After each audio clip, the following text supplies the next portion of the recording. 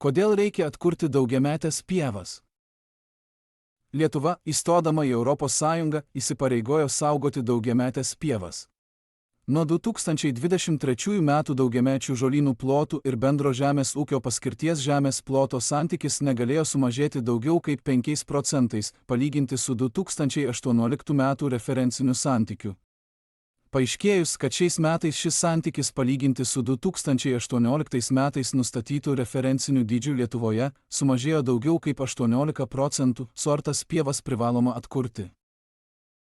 Primename.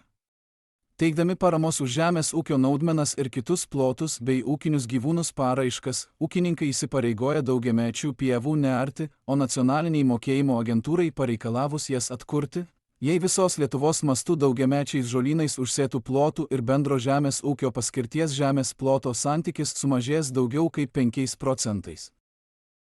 Kviečiame stebėti naujienas nacionalinės mokėjimo agentūros svetainėje, taip pat socialiniuose tinkluose Facebook, LinkedIn ir YouTube.